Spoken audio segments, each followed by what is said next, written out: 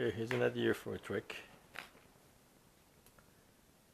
Two cards are selected, so let's take, I'm going to do this force, well, not the force, but take one card, say stop, so this is stop on the 6, let one go, stop again on the king, let it go. So now you have a break here, so you have a second selection here on the first selection, and you basically drag this here, which allows you to get the two selections in order, one and two on top of the deck. So let's assume, for example, let's try to get an ace at the bottom. So let's say have an ace here somewhere, and the 2,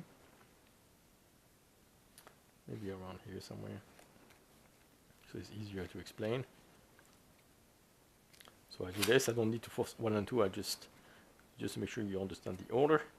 So let's say I shuffle, I riffle, and I found 1, and let go, and then this is stop anywhere, and then that's a 2, let go. So by doing this, now I have the two selections in order, 1 first, and then second.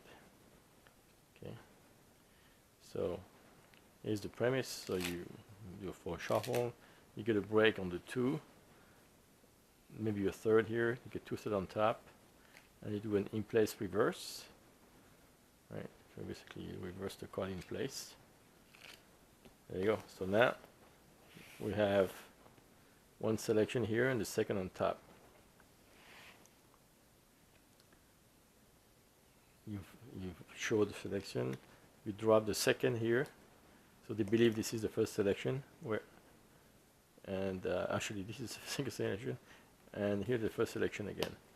So for them it's reversed. They think that this is the first selection, it's actually the second, and now the first selection is at the bottom. So here's what I'm trying to do. You say we're going to use his card to find your card. So you hand that out, they insert it anywhere they want in the deck. Okay, so they believe this is card number 1, where it is actually card number 2, and then we have card number 1 here. Right, so there's one technique I can use is this, is spread, and then take the bottom card, slide it out underneath to displace it. So it's pretty movie, so I don't like that. So anyway, let's try it this way. And you say, is that your card? No. Is that your card? Talking about spectator number 2. No. Oh, spectator card number 1. How can that be? How can that be? It can be, you can have 2 cards in the same place, and they turn over what they think is card number 1 is card number 2. Okay, so that's the trick. So 1 and 2 again. So here's what I'm trying to do is have a fair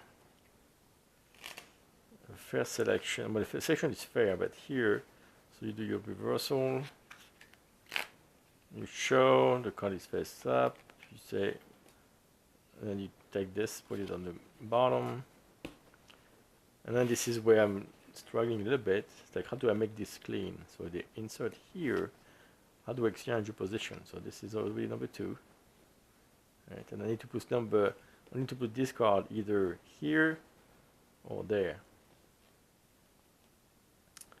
So I was trying to come up with some kind of shift here. So you maybe place the card, you slide the card to the right, and somehow you do this and then put it on top. So that places the selection here. But it's pretty movie. I'd like to have a no move. So that's what I'm playing with. So again, this is like here, and I have selection I need to insert there. So how do I move basically this card either here or there without being movie? One solution would be to turn to let them. I would like the card to be in their hand all the time, but maybe not. So one way of doing this is this. You would separate the decks, so you can be this one here, and then you would do a double from top and bottom at the same time to show the first selection. But it's pretty hot here, so I'm not sure I want to do that. Even though there's misdirection here on this side, or I could do a bottom deal here, but but that's not very convincing. Not in that case, actually. Um, so I'm not sure what to do. So from here to there, they're here. So how do I'd like to be like this. And I mean, if I can somehow move, see, this is the problem. If I move here, they're going to see. Oh, actually, maybe not. Maybe it's a bluff. If we have two cards, I can. There we go. I can exchange. I can switch. All right. So here it is. Here.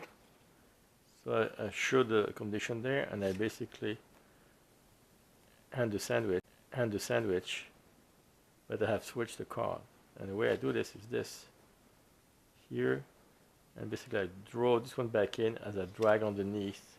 So maybe as I go from left to right, and then this is not their card. It's card number 1, and then they have card number 2. Oh, maybe that's not bad.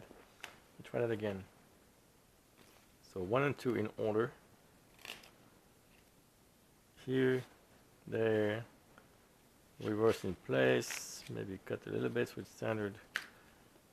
We have card number 1,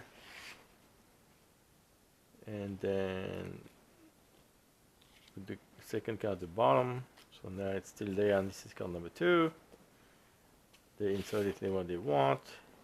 They say, okay, now you have one card here at the top and one in the bottom, and we do it like this, and they say, okay, oops,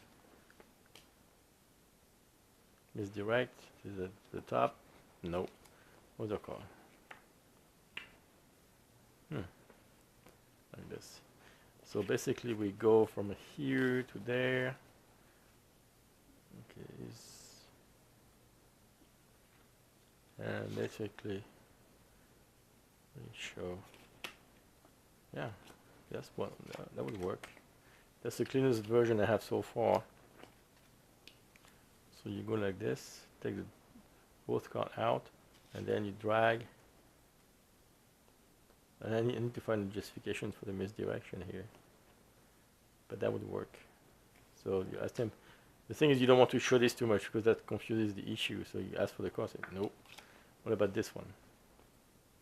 So they only have. They also need 2 cards in play and not 3. This one is not important. So I'd like to avoid showing the card that we don't care about. So here, there. So I'll say, okay, now. How do I move? How do I justify that move there?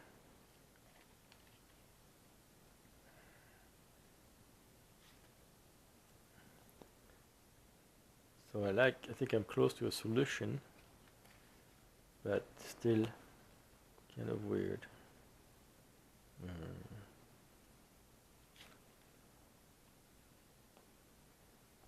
Yep, no.